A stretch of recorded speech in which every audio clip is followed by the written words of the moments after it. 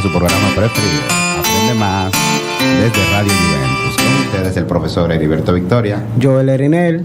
Y el día de hoy tenemos a un invitado especial que hace una semana que venimos persiguiendo, vía el maestro Joel Erinel, que ha hecho uso de sus buenas diligencias para poder conseguir esta entrevista. La hemos colocado en nuestras redes sociales, para que nuestros espectadores estén pendientes a esta entrevista el día de hoy. Y tenemos aquí con nosotros al maestro Rafael Guerrero. Un aplauso. Maestro, antes que nada, díganos o dígale a nuestra audiencia cuál es su nombre completo. Bien, antes que todo, buenas tardes. Un placer estar aquí ante esta audiencia, esperando que en el transcurso de este programa podamos salir al camino. Lo vamos a tratar bien. Mi nombre es Rafael Augusto Guerrero, así es que ese nombre tiene un componente imperial, porque el término Augusto hace referencia al Imperio Romano, a la Roma de los Césares. ¿Y le gusta el nombre? Sí, realmente me encanta mi nombre. Una pregunta, ¿y quién le puso ese nombre a usted? Bueno, generalmente quienes eligen los nombres tradicionalmente son los padres de uno, papá o mamá, pero no sé en mi caso, porque ya tenía 8 hermanos mayores que yo, entonces ya de edad madura. Probablemente haya sido un acuerdo entre todos. Sí, ya los hermanos ya opinan en esa edad. Sí. Y maestro, ¿de qué región es usted? Yo soy de la región sur, y dentro de la región sur, el sur profundo. ¿Cuál? San Juan de la Maguana. Esa es la provincia, el municipio Las Matas de Farfán, y dentro de Las Matas de Farfán hay una serie de secciones. Yo pertenezco a la sección cocinero. Cocinero. Sí, oye, o cocinera. Parece que se come bien allá. Sí. Así es. Profesor, y dígame una cosa, ¿usted nació allá? Sí. ¿Y a qué edad usted vino? Aproximadamente a los 21 años vine para acá, para Santo Domingo. A mí me causa curiosidad, ¿por qué el nombre cocinero? Bueno, realmente tampoco hay una descripción clara de por qué el nombre. Razón. El de Las Matas de Farfán sí tiene una historia. A ver, ¿a qué se cuenta que para 1840 por ahí había un señor comerciante de apellido Farfán. Entonces, en ese tiempo que no había transporte para cargar las mercancías, generalmente el comercio se transportaba en mulos, caballos, etcétera.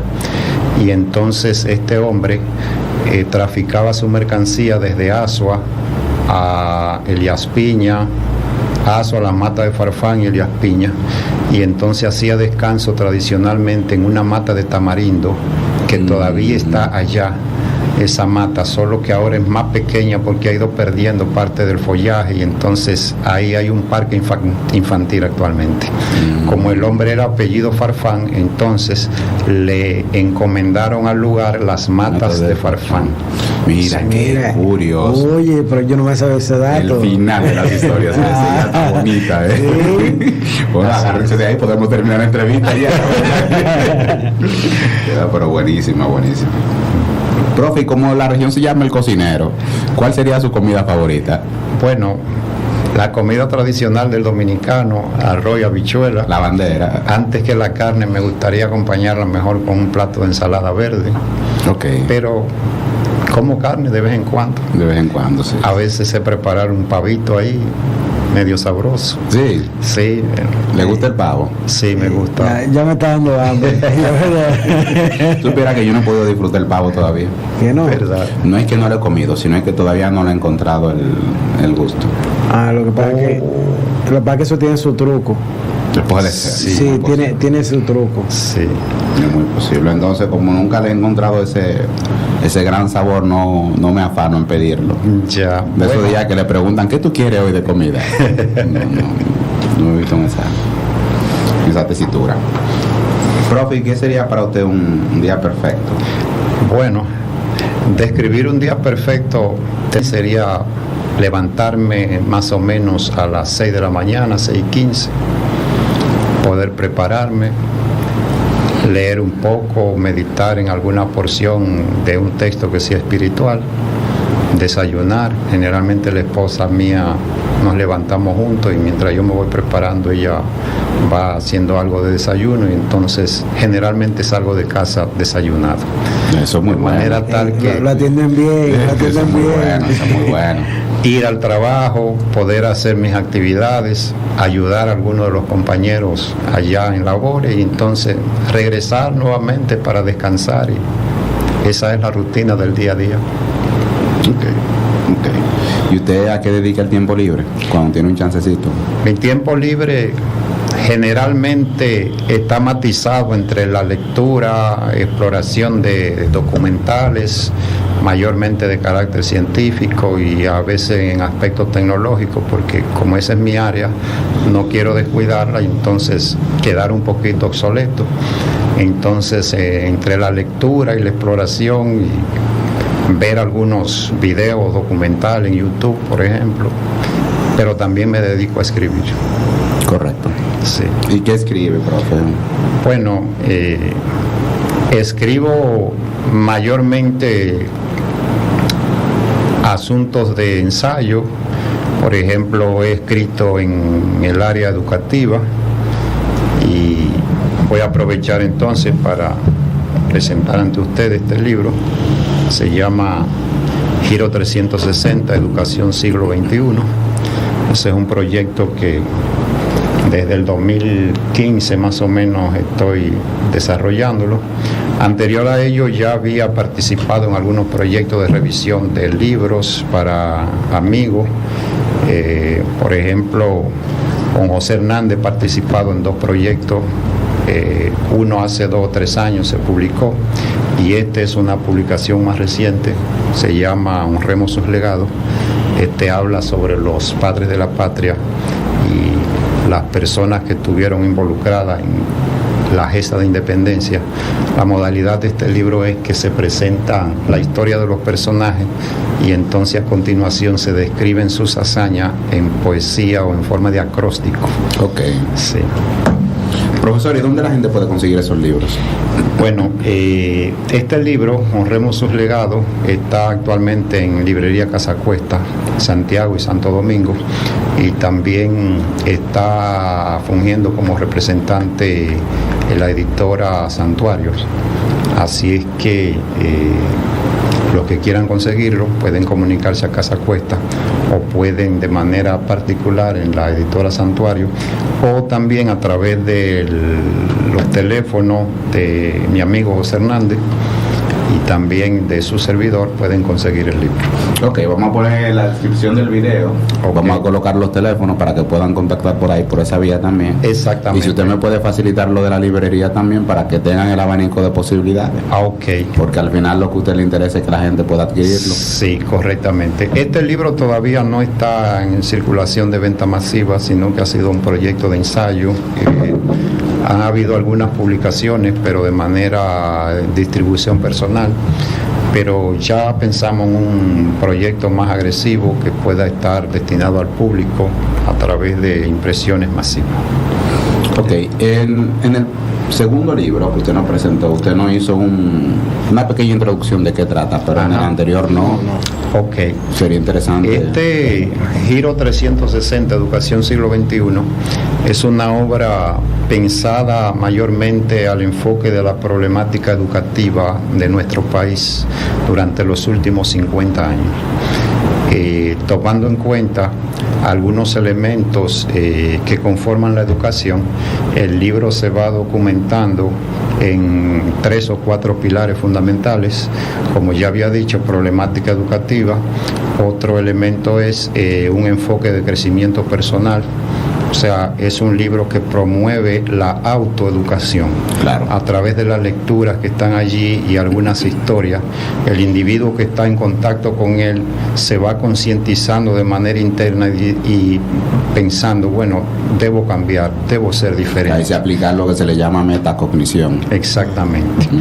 Así que otro de los pilares es el asunto de la tecnología, que se enfoca ya en en la sección final, que está dividido en dos partes. Y también otro de los pilares del libro es soluciones que se plantean a la problemática educativa, porque de nada sirve que yo como docente comience a criticar cuáles son los errores de educación si que no entonces no se plantee ninguna solución. Y de hecho esa es la intención del libro. Y eso es lo más positivo, donde usted encuentre falencias, emplee sus energías y sus habilidades para que pueda corregir eso. Así es. De lo contrario no ten nada. Sí, correcto. No, pero fenomenal. Y usted dice que todavía está en proceso de ensayo, ¿fue que dijo? Se han publicado algunos ejemplares de manera tímida, pero realmente he encontrado alguna dificultad en términos de mercado.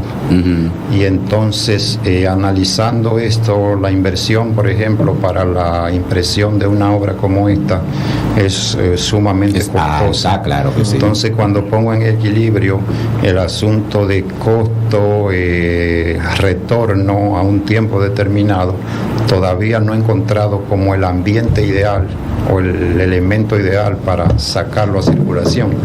Pero se están haciendo negociaciones con esta Editorial Santuario, y vamos a ver cómo se hace más adelante entonces una impresión para ponerlo a circulación, llevarlo a Casa Cuesta y otras librerías. No hemos salido muchísimo del tema, pero yo no quiero dejar pasar la oportunidad. Mira, te recomiendo ese libro, te lo recomiendo. Sí, pero yo quiero hacer preguntas, ¿verdad? Lo primero es, usted dice que aquí se trata de 4 enfoques. Ajá, pilares fundamentales. ¿Usted ha pensado en dividirlos? Realmente están todos matizados, porque el problema de la educación es un problema global. Entonces, a medida que se van desarrollando los capítulos, por ejemplo, la primera sección trata acerca del aspecto cognitivo de lo que es la educación, un marco general, sin entrar en definiciones propiamente, porque no es un libro para definir terminología, no es un libro netamente pedagógico, sino una descripción de lo que está ocurriendo. O sea, es un libro llano que el que lo lee lo puede entender. Exactamente. Ok, y lo otro es, ¿usted ha pensado en la posibilidad de una distribución y venta digital? Realmente me ha faltado experiencia, aunque en enfoque y análisis con otra persona me han dicho que sí, que puede ponerse en plataformas, por ejemplo, como Amazon y otras plataformas, porque lo que yo había pensado es, bueno, como el libro es problemática educativa en República Dominicana, quizá eso no sea de interés para un lector en China, en Estados Unidos o en Italia, por ejemplo. Sin embargo, tomando en cuenta que el libro tiene un propósito general y es informar de lo que está ocurriendo en cualquier punto de la Tierra, una persona que esté en China o en Japón puede interesarse, por ejemplo, en la obra y comprarla para conocer la realidad educativa que está inmersa en nuestro país. Y entonces estoy trabajando en un formato digital para ponerla en plataformas como esta. Y eso le va a cambiar también el tema del costo. El costo realización y el costo distribución. Sí, realmente también he pensado que de esa manera la venta puede llegar más barata al público y por ende puede haber también una mayor circulación. Exactamente. Bueno, yo quisiera leer eso, profesor. Bueno, usted me dice que cuesta y por vía del caballero yo le hago llegar el distinguido allá. El de amarillo. Sí, el de amarillo. No habrá problema. Esta misma tarde este libro quedará en sus manos. Pero se le agradece muchísimo. Se le agradece muchísimo. Sí. Bien, entonces vamos a salirnos del libro y vamos a volver en la ruta. A la ruta. Sí. Suponiendo que la vida no sea un peligro y no sea algo que usted tenga que perseguir, salvar en un caso en el que se vea inmerso en un incendio, ¿qué sería lo primero que usted rescataría? Teniendo la oportunidad de, obviamente. desde luego, primero a las personas. Entonces, ya cuando todo esté a salvo en términos de seres humanos, mi ordenador, mi computadora personal, Ahí es que están los archivos. ahí están los archivos. Una serie de informaciones valiosas, aunque ya la mayoría de los archivos se manejan en la nube y en otros elementos de manera portátil, pero la computadora siempre tiene informaciones que son a veces insalvables en términos de pérdida de esa naturaleza. Sí, claro. Yo particularmente pago un servicio de nubes, un espacio. Todo lo que es de tema de información importante lo almaceno ahí. Sí, así es. Y así digamos que de algún modo me curo en salud. Sí, evita muchos dolores de cabeza. Claro, hermano, hace un tiempo a mí se me dañó la computadora y nada. O sea, la que yo utilizaba regularmente y nada, y tenía esta que el ministerio me la había suministrado y no le había puesto la mano. Digo yo, bueno, te toca a ti. Y ahora es que la estoy utilizando, iniciando el programa. Sí.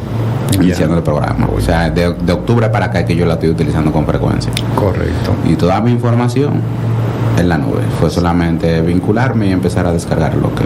Sí. En esto la tecnología viene de la mano para el ser humano y es un recurso valioso. Hay que saber utilizarlo. Sí. Profe, una pregunta. ¿Cuál es su canción favorita? Mi canción favorita, bueno, dentro del aspecto de la música, hay muchas canciones, muchos cantantes que son trascendentes para mí.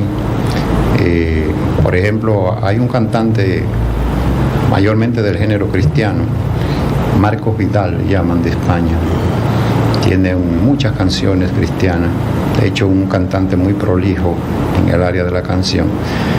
Pero, bueno, así que pueda traer a colación, hay también un cantante cristiano que le llaman Roberto Orellana. Sí. Él es de Chile, creo que Chile. Y de manera especial hay una canción que le llaman Anoche llegaste tarde. Es una canción que realmente me gusta mucho y de hecho la paso en forma de video a los estudiantes por YouTube porque es una canción de corte social.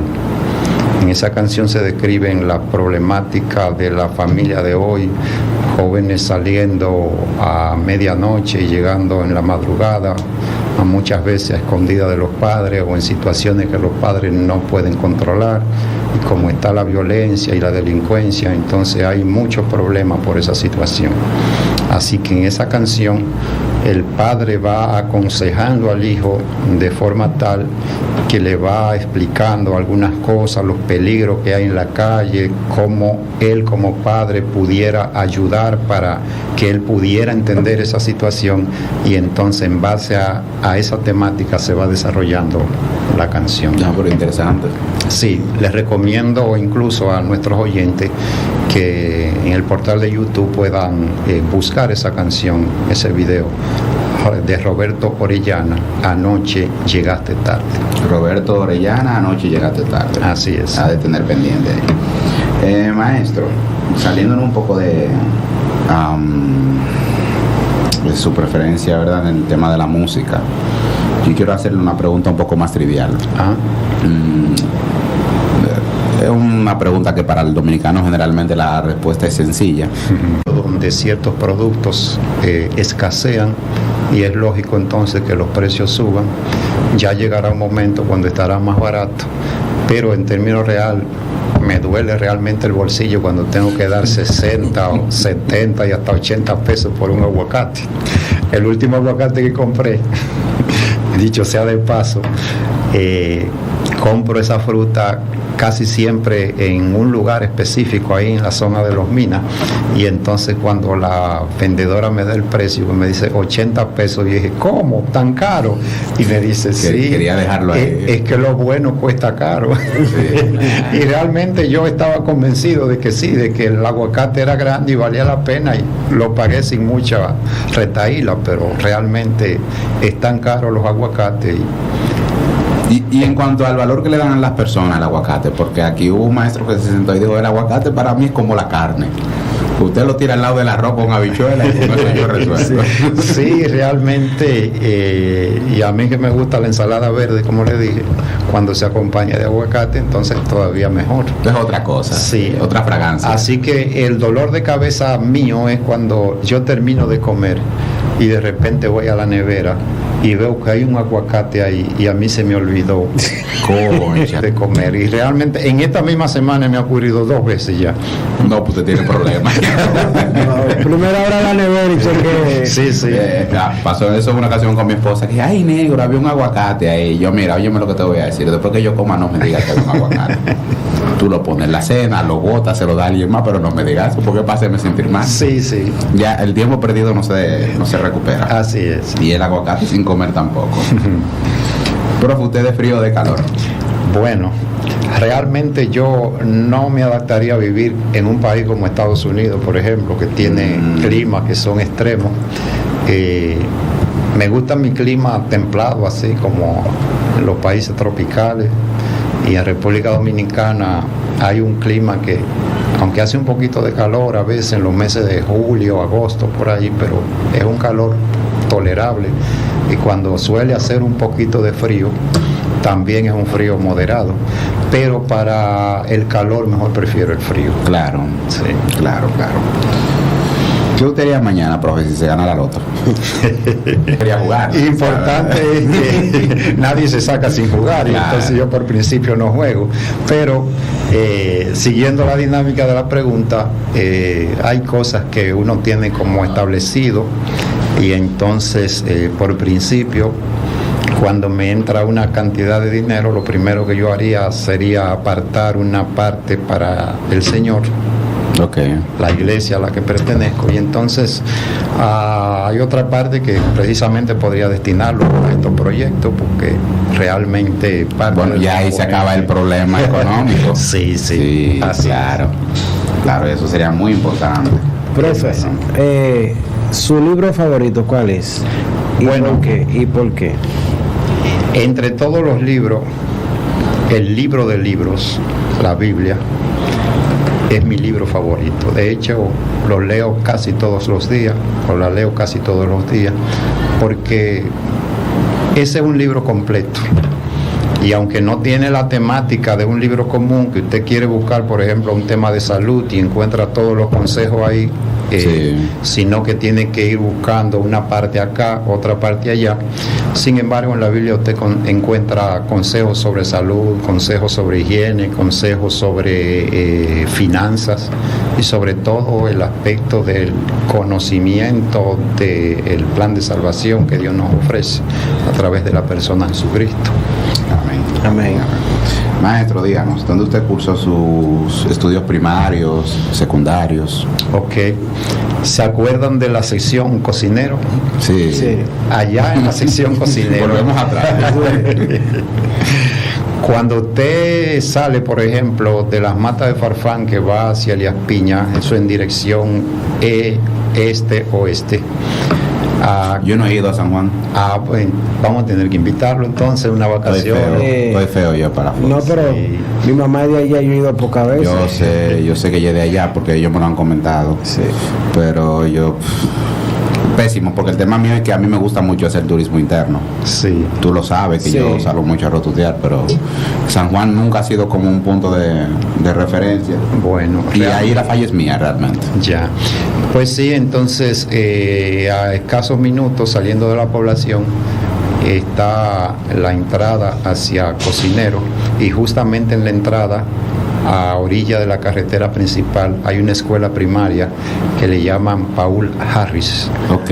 Y ahí entonces en esa escuela yo hice el primer ciclo de primaria, Ajá. primero a cuarto, y ya por razones tuve que seguir estudiando el segundo ciclo de primaria en la población de las Matas de Farfán, en la escuela Damián David Ortiz.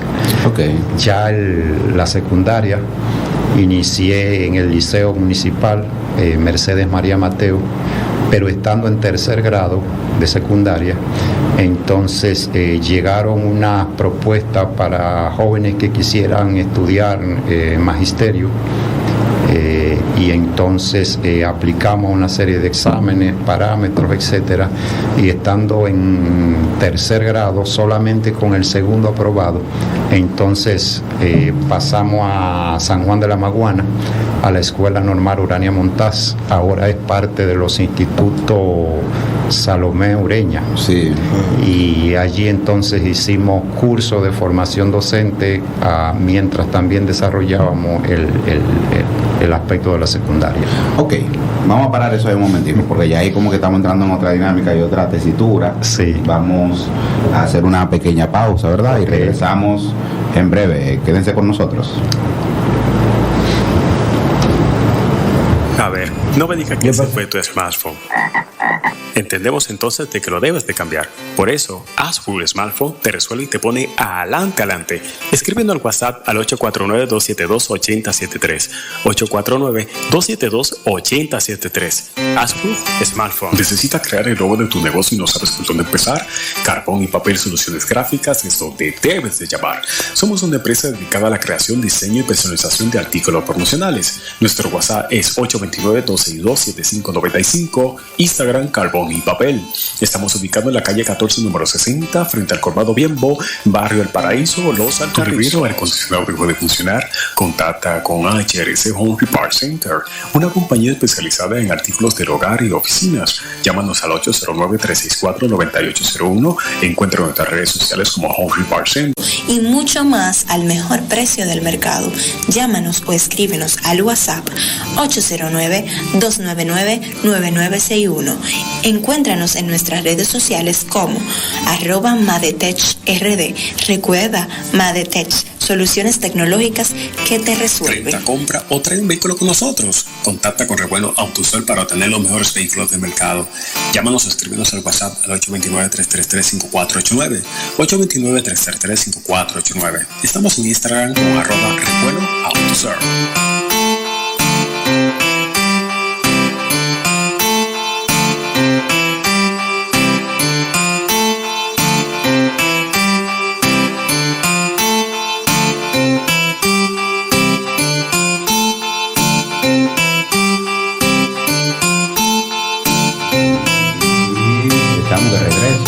Aquí en tu programa Aprende Más, y deben recordar todos ustedes que siempre que tengan una situación en la que usted tenga que proteger, asegurar, digamos, su espacio de trabajo, su casa, su oficina y lo demás, ustedes deben contactar con las personas de Madetech. Ellos resuelven y ofrecen soluciones tecnológicas, sistema de seguridad, cámara de vigilancia, alarma, control de acceso, mantenimiento informático y mucho más. Ellos tienen mucho tiempo ofreciendo esto en el mercado. Pueden llamarlos o escribirles al WhatsApp al 809-299-9961. 809-299-9961. Madetech también aparece en las redes sociales como @MadetechRD. Y saliendo del punto spam, ¿verdad? En donde le decimos a la gente quiénes son nuestros patrocinadores. Continuamos otra vez con esta interesante entrevista que tenemos con el maestro Rafael. Gracias. El profe Rafael, que nos estaba hablando, nos hizo una rápida transición desde los estudios secundarios hasta la preparación, digamos, que estaba haciendo como maestro de la normal, ¿cierto? Ajá. Entonces, vamos a ver cómo era esa dinámica en ese entonces, en el que podían hacer ambas cosas de manera paralela. Sí, realmente fue un programa ya en las últimas etapas de las escuelas normales, porque de hecho las escuelas normales que fueron ideadas por María de Hostos, los pensamientos tosianos, entonces se pusieron en marcha y llegó un periodo que las escuelas normales estuvieron en decadencia, pero nuevamente se reactivaron y entonces para 1986 por ahí comenzaron con un programa de internado para jóvenes.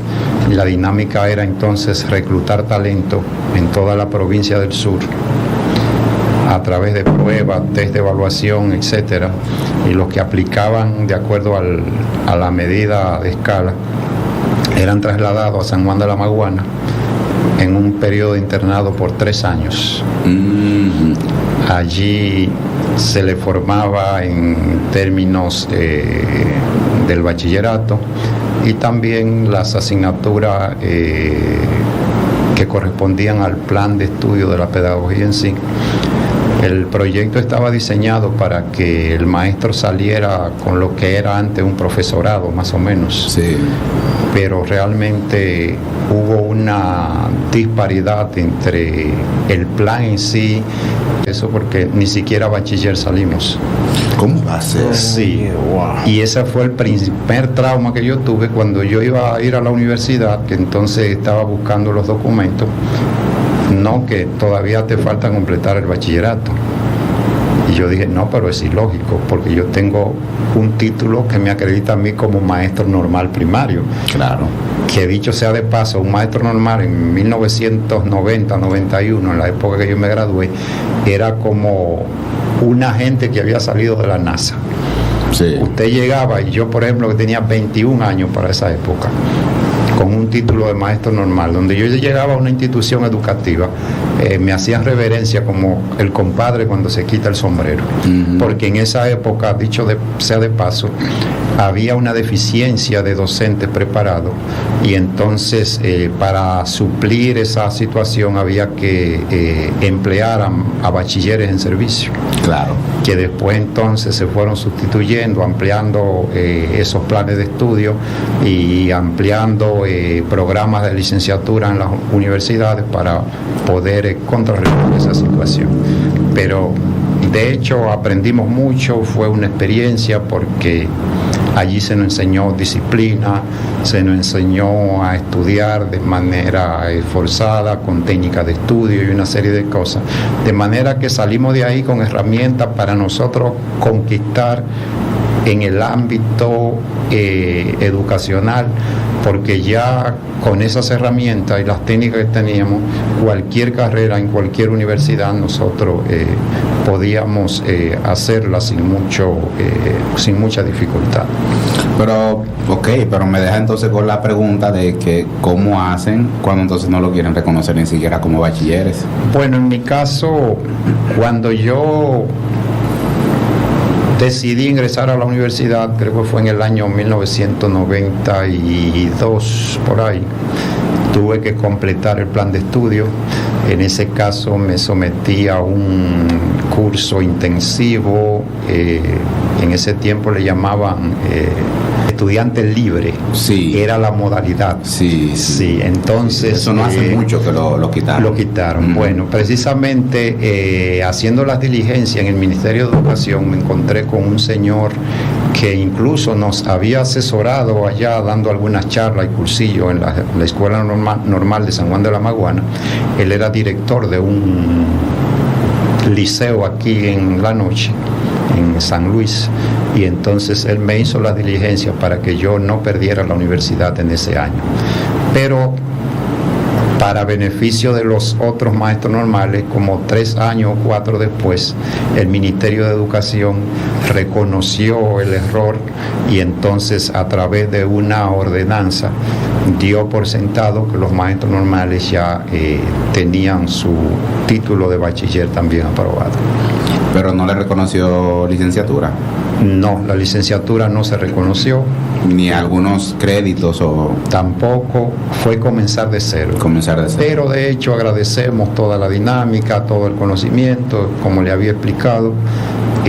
Eso nos dio herramientas para nosotros trabajar en el área educativa y trabajar con mucho éxito, porque todavía hace poco tiempo el maestro normal se le veía como el abanico KDK, que era bueno y duradero. Sí. Así es. Sí, yo conozco a algunos maestros de la normal que son ilustres, por decirlo de algún modo. Así es. Y aún se topa con pocos. Sí. Antes era lo común. Cuando yo era un niño, eso era lo común. Sí, realmente fue como un asunto de ingeniería a nivel docente, porque, bueno, traigo a colación el término ingeniería, porque el ingeniero tiene la capacidad de reinventar a partir de lo que ya sabe, y entonces el docente normal se la ingenió para estructurar una serie de elementos dentro de su ambiente, que por ejemplo cuando falta un recurso puede producir otro y puede suplirse de elementos del ambiente para utilizarlo como recurso para la enseñanza, y eso nos dio entonces buenos dotes profesionales.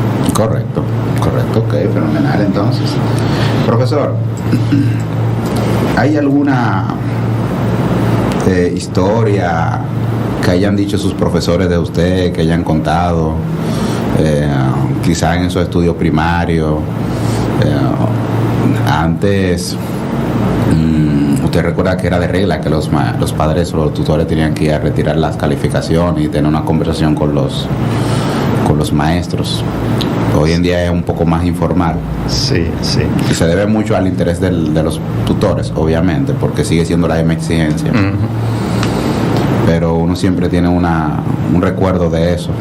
Así es. Bueno, realmente mis estudios primarios y secundarios no fueron tan relevantes, por así decirlo, y hasta el tercer grado quizás de la educación secundaria yo era un estudiante promedio, 70, 80 puntos, rara vez sacaba un 90, pero yo tenía una desventaja, y era que yo estudiaba y trabajaba. Okay. Desde pequeñito, no me acuerdo de qué edad, que yo tenga uso de razón, estaba trabajando agricultura en el campo con mis hermanos y mis padres, y entonces desde que salía de la escuela había que prepararse para ir al campo a trabajar en el conuco, a veces recolectando la habichuela, el maní, el maíz, etcétera. Entonces eso contrarrestaba mucho el estudio, hasta tal punto me acuerdo como hoy, cuando yo hice la transición en primaria de la escuelita del campo a la escuela de la ciudad, porque ya el segundo ciclo de primaria no se cubría en esa escuela rural. Claro, sí. Yo reprobé el quinto grado por la sencilla razón de una metodología diferente que no conocía. Ya se explicaba clase casi todos los días en la escuelita rural, la maestra era quien explicaba la clase y utilizaba otras metodologías, y entonces yo ese año fue un año como de adaptación y realmente no cogí el piso de la situación. Sí. Pero al año siguiente fui uno de los estudiantes más brillantes del curso, y a partir de ahí entonces seguí despegando hasta... Esa es la ventaja de reprobar, que hoy en día no se reconoce. Así es, sí. No se pero reconoce. Anteriormente el estudiante que no alcanzó los niveles esperados reprobaba como el que más. Y luego daban un cambio. Yo llegué a ver esos casos de que luego daban un cambio excepcional y entonces eran los más estudiante destacados. 1A. Así es. Sí, claro, porque primero estaba el escarmiento. Eso es lo primero. No, y la vergüenza. El escarmiento, eso es parte, todo ese es el proceso. Sí. Y entonces segundo, de que como ya había pasado por el proceso, tenía algunos conocimientos que quedaban por ahí, lo que hacía era afianzar esos conocimientos y enriquecerlos. Sí. Entonces... Pero ahora tú le dices a un muchacho, mira, apúrate, te va a quemar. Sí, pero ese encogimiento de hombro es porque el sistema no lo permite. Ya me salí del tema. Vamos a seguir. Ese es un problema mío. ¿Y qué profesor usted recuerda con cariño de todos esos procesos suyos, en términos generales? En términos de educación, maestro, por ejemplo, en secundaria, recuerdo una maestra, era como de origen turco, algo así, descendencia turca, le llamaban Claravera Nasser. Era una maestra con tanto dote y tanta vocación en la enseñanza, maestra de estudios sociales, y nos enseñó con tanto detalle la historia universal. Esa mujer, por ejemplo, o esa profesora, cuando iba a introducir una unidad nueva, por ejemplo, la historia de estas civilizaciones, Roma, Grecia, Mesopotamia, ella hacía una descripción tan magistral a través de un mapa o a través de algún portafolio que tenía con alguna lámina de la civilización que quería enseñar, y nosotros nos quedábamos así pasmados, pero con tanta destreza que en una ocasión me acuerdo que como 2 compañeros junto conmigo, en una ocasión nos quedamos solos después de haber finalizado una clase, le preguntamos: maestra, ¿y usted ha viajado a cada uno de esos países? Y ella nos dijo con sorpresa: no, pero no es necesario ir, para eso están los libros. Y entonces nos dio a entender que a través de la lectura y la preparación personal era que ella había adquirido tanto dominio. Pero eso nos quedó a nosotros tan plasmado en la mente que ahora exactamente traigo a colación el nombre de esa profesora. ¿Qué decirle? Hubieron muchos maestros también, porque en una comunidad pequeña donde el maestro se relaciona al día a día con la familia de uno, hay ciertos incidentes y cosas que uno recuerda, pero me quedó marcado la preparación y el entusiasmo de esa maestra. Sí, qué bueno, qué bueno. ¿Y cómo usted usa o hace uso de la tecnología en su proceso de enseñanza y aprendizaje? La tecnología sigue siendo el pilar para el desarrollo del proceso educativo, y en una juventud o una generación que de hecho es una generación que ha crecido bajo el manto de la tecnología, se le llama la era digital o la generación digital. Entonces es imposible que se fije en conocimiento sin el uso de la tecnología. Claro. Y precisamente yo soy maestro de tecnología, porque cuando siendo docente, maestro normal, yo me di cuenta de la desventaja que tenía la educación con respecto al uso tradicional, y como iba entonces desarrollándose la tecnología, yo dije, tarde o temprano, la tecnología tendrá que ser incorporada necesariamente al ámbito educativo. Entonces yo di el giro, ingresé a la universidad para estudiar entonces una licenciatura en Sistema y Tecnología de la Información. Entonces, como me desenvuelvo en esa área, hay muchos recursos en el área de tecnología que se pueden aplicar francamente a los ambientes de clase, ayudan a enriquecer la explicación, la experiencia y las actividades del maestro en el aula. Ok, fenomenal. ¿Usted cree que usted tiene la oportunidad de aprender algo con sus interlocutores? Claro, realmente en un ambiente de aula, el docente tiene tanta facilidad de aprender de los niños como los niños del maestro, solo que como la educación es un tema intencionalizado y estructurado, generalmente uno cree que uno está enseñando a los niños constantemente, pero hasta de manera inconsciente uno aprende de ello. Sí. Por ejemplo, traigo a colación, y de manera rapidita, sé que el tiempo está avanzando. Yo estaba trabajando con un grado, no me acuerdo qué grado era, pero estaba en el laboratorio de computadora, indicándole a los estudiantes que exactamente buscaran un determinado tema en Google. Y le di el nombre específico del tema que iban a buscar, y de repente yo paso por el frente de un ordenador y veo una niña que está digitando medicamentos para la fiebre.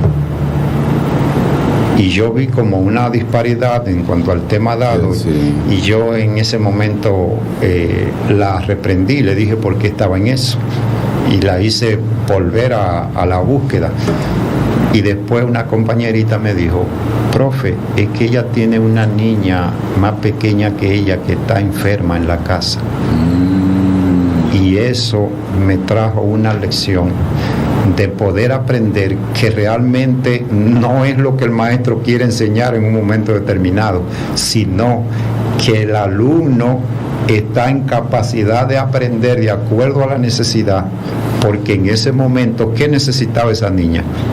Resolver el problema de su hermanita. Sí. Y en cuanto vio un elemento importante que era la tecnología, la utilizó o quiso utilizarla para ese medio. Claro. Sí. Entonces, ese día yo tuve un aprendizaje de esa niña. Y ese es duro, porque al principio te la reprendió. Sí. como es natural. Después uno busca el mecanismo para resolver la situación con Sí, el obvio. niño, pero eso me sirvió de una lección importante. Sí, sí, sí. Y es que ellos hoy en día son muy cercanos al tema del uso de la tecnología y muchas otras cosas. Por ejemplo, yo recuerdo que cuando sale la red social Snapchat, no sé si tú llegaste a Sí, usarla. Fue una alumna que me enseñó a usarla. Sí, sí. Yo en ese entonces tenía un proyecto que necesitaba moverlo en redes sociales y como yo no soy muy asiduo del uso de las redes sociales, por lo menos no así de apareció una aplicación nueva y la uso, y Ya. fue una alumna que me dijo, mire, profe, aquí se hace esto, se hace aquello, se hace lo otro, y me orientó. Sí, es A así. la semana tenía yo 600 seguidores en Snapchat y eso fue gracias a esa niña. Sí, sí. Gracias a esa niña. Y tú sabes, escúchame que te interrumpa, tú sabes que uno siempre busca los intereses de ellos, que a ellos les interesa. Entonces por ahí uno debe de iniciar. Sí, claro. exactamente. Sí, es así. Y realmente en aspectos de tecnología los estudiantes ahora tienen mucho que enseñar a los docentes porque ellos han nacido y han crecido en esta era digital y ya cualquier niño de 1 o 2 años maneja los instrumentos de tecnología, un celular, una tablet, como si fuera un experto. Sí, sí, sí, con fluidez. Así es. Sí, sí, sí. ¿Qué es lo más importante que usted considera que usted ha hecho en su labor? Dentro de mi trabajo docente, el hecho de siempre dentro de esos grupos hay estudiantes que uno causa mayor impacto en ellos. Como docente uno está abierto para que los estudiantes aprendan al ritmo que ellos puedan aprender, pero hay estudiantes que avanzan a paso más acelerado y entonces como que adquieren más conocimiento. Claro. Y entonces ver hoy, por ejemplo, en el campo brillante ella a visitarnos, y cuando salí de aula que la vi en el pasillo, saltó y me dio un abrazo y me dijo, profe, gracias a ustedes, yo hoy soy una abogada brillante. Dentro de poco yo aspiro a dirigir el bufete de abogados de la compañía a la cual uno se va rozando día a día con algunos colegas docentes, algunos superiores también que van aconsejando. Pero uno de los mayores consejos que yo he aprendido es como uno separar los problemas personales Sí. de los problemas laborales. Tenía una directora, principalmente en el colegio, que nos decía constantemente, los problemas se dejan en casa. Claro. En ese tiempo yo no entendía muy bien lo que quería decirnos. De hecho, en el libro hay, aunque en otro contexto, yo estoy explicando allí por qué algunos empleadores tratan de utilizar la terminología a veces como un elemento de manipulación, pero realmente tiene su sentido. Porque si uno en el campo laboral está, por ejemplo, lloriqueando todos los problemas y las dificultades que tiene, pues entonces va a haber menos alcance de las metas y uno va a ser también infravalorado, porque así como uno se proyecta, así también es apreciado por el conglomerado en el cual uno se desenvuelve. Eso es muy cierto. Eso es muy cierto. Maestro, una última pregunta. Ajá. Bueno, es saber cuál es su opinión con relación a la ADP. ADP... Usted que con su experiencia tiene más campo Sí, sí. de percepción de eso que nosotros.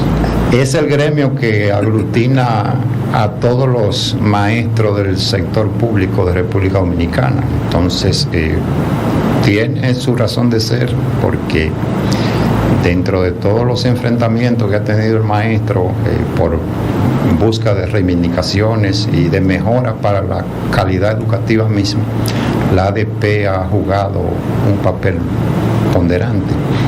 También el aspecto de lo que es el asunto de la mediación entre el empleador, en este caso el Ministerio de Educación, y nosotros los empleados, pues la ADP ha tenido que salir al frente para resolver algunos problemas que nos afectan en nuestro desempeño laboral. Y lógicamente, aunque ha sido criticada por algunos sectores, principalmente empresariales, aquí en República Dominicana, sin embargo la ADP todavía tiene un papel importante, principalmente en el aspecto de el elevamiento del nivel de la calidad educativa y también a aumentar el nivel o el estatus quo del maestro. Claro. Que a veces el mismo docente se sentía como infravalorado en una sociedad donde había muchos elementos y recursos a los cuales no tenía acceso por falta a veces de recursos económicos, por un sueldo que realmente estaba muy por debajo casi siempre de la canasta familiar. Sí. Entonces, a través de lucha y reivindicaciones, y aunque el país entendió a raíz de la lucha del 4% terminó 2016 antes, que realmente el magisterio tenía razón, que había que luchar por mejores reivindicaciones, la ADP también jugó un papel importante en este uso de las sombrillas amarillas. Sí, Sí. claro que sí. Así es. Claro que sí, eso es así, eso es así. Sí. Bueno, esta entrevista ha sido muy buena, Bueno, demasiado buena. Yo quiero agradecerle personalmente a usted la visita por acá, esperando que esto sea algo que se pueda repetir en otros momentos. sí, Ya no gracias. para hablar quizá no de usted personalmente, sino que usted pueda traer un tema en específico y Gracias. darlo aquí para la audiencia que también es suya. Gracias. Créanme que me he sentido con bastante confianza, he hablado con toda naturalidad, y en cuanto reciba otra invitación, aquí estaré con la ayuda Pero de lo vamos a hacer pronto. Sí, entonces. pronto. Vamos a tomarle la palabra y vamos a hacerlo pronto entonces. Así es. Sí. A todo nuestro público, que recuerden que cuando quieran resolver o obtener algún tipo de artículo del hogar y oficina, deben llamar a la gente de HRC, Home Repair Center. Esta gente se encuentra en la avenida San Vicente de Paúl, número 86, eso ahí en Santo Domingo Este. El número de teléfono de ellos es 809-364-9801, repito, 809-364-9801. Ellos también lo pueden conseguir en redes sociales o por ese número escribirle al WhatsApp. Bien, eso ha sido todo por el día de hoy. Por acá ha estado con ustedes el profesor Heriberto Victoria Joel Erinel. y nuestro invitado Rafael Guerrero. Perfecto, muy bien. Entonces terminamos y nos estamos contactando nuevamente el siguiente lunes. Hasta la próxima. Bye.